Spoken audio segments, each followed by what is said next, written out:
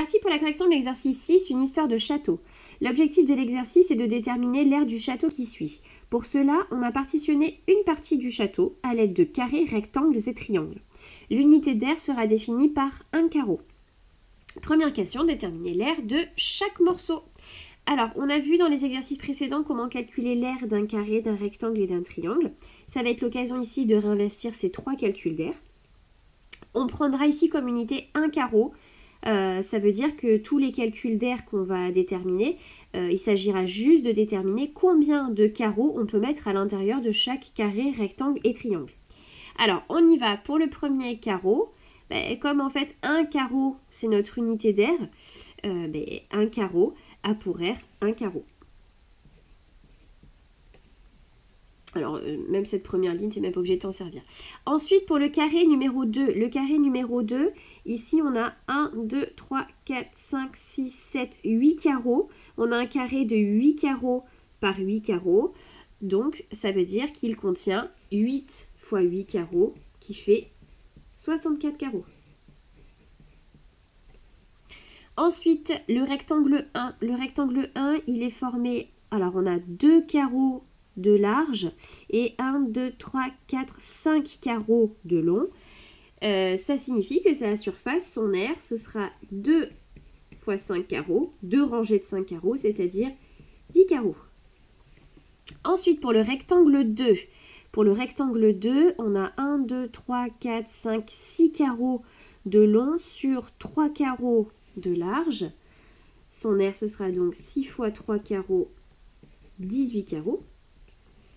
Ensuite, on continue avec le rectangle 3. Le rectangle 3, il est de 1, 2, 3, 4, 5, 6, 7, 8, 9, 10 carreaux de long sur 3 carreaux de large. 10 fois 3 carreaux, qui fait 30 carreaux. Ensuite, on passe au triangle.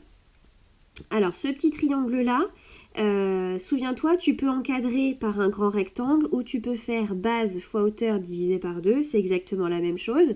Alors là, notre triangle, on pourrait l'encadrer par un rectangle qui aurait 2 carreaux de large pour 3 carreaux de long.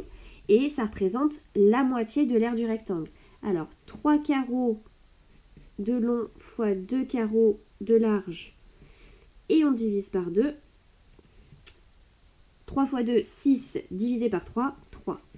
Alors, je te le redis, en fait, ici, comme on multiplie par 2 et qu'on divise par 2 ensuite, ça revient à rien faire. Donc, ça fait 3 carreaux. Ensuite, aire du triangle 2. Alors, triangle 2 ici, c'est exactement la moitié d'un rectangle de 1, 2, 3 carreaux de large par 1, 2, 3, 4, 5, 6, 7 carreaux de long et on en veut la moitié. 3 fois 7, 21 divisé par 2, 10,5 carreaux. Ok, donc là on a déterminé l'aire de chaque petite pièce qui constitue notre château. Deuxième question, déduire l'aire du château. Alors par symétrie, en fait on va déjà déterminer la somme ici de toutes les aires qu'on a obtenues précédemment et on fera x2 pour l'avoir de l'autre côté. Donc ça va être 2 fois, on y va, notre château il est constitué de 3 carrés 1, donc de 3 fois l'aire de C1, plus C2 plus l'aire de C2, plus on a 2 rectangles R1, donc plus 2 fois l'aire de R1, plus R2, on l'a une fois, donc plus l'aire de R2. Ensuite R3, on l'a ici, plus l'aire de R3, plus ensuite T1, pardon, on l'a qu'une fois, R de T1 et R de T2.